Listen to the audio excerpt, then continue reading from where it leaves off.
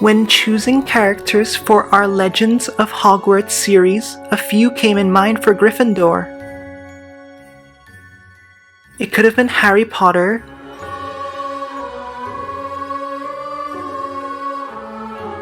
it could have been Hermione Granger, or even Ron Weasley.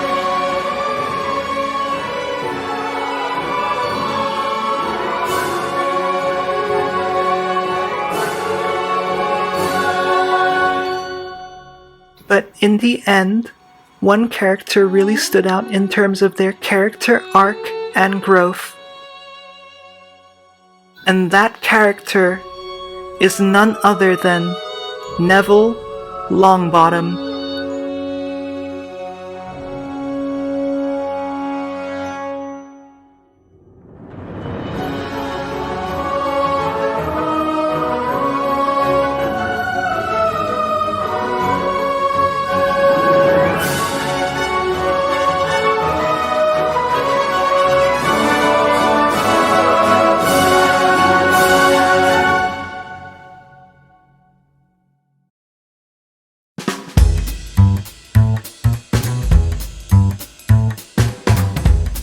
So I was told to do a whole episode on Neville.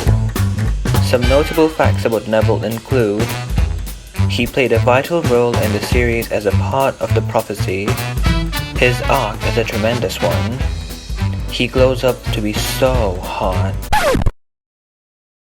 aka Matthew Dave Lewis, and he is also very interested in herbology, the study of magical vegetation.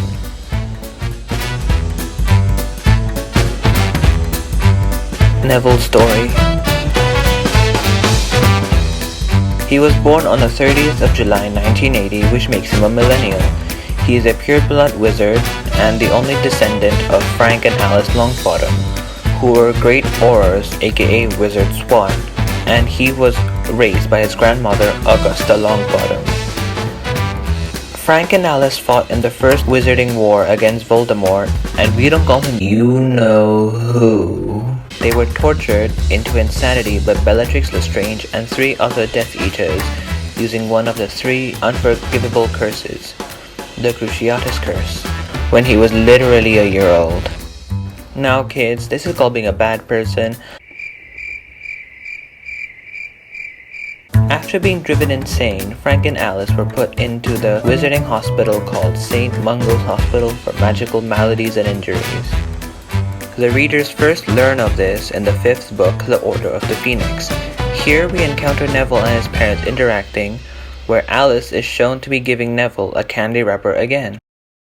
We first meet Neville, however, in the 1st book, The Philosopher's Stone, or the Sorcerer's Stone for those who are American, where he began school at Hogwarts School of Witchcraft and Wizardry in 1991, and was sorted into Gryffindor House, along with Harry Potter, Hermione Granger, and Ronald Weasley. Initially, he is shown to be looking for his emotional support frog or toad called Trevor. So anyways, he's mostly shy, introverted, and often clumsy and can be a bit of a coward at times, which has been prevalent for his entire school career, which is understandable.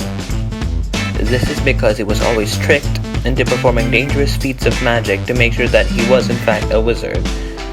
His extended family always put him into very dangerous situations so that he could magic his way out to prove that he's a wizard. This is traumatizing for Neville, as shown by his extreme cowardice and shy behavior.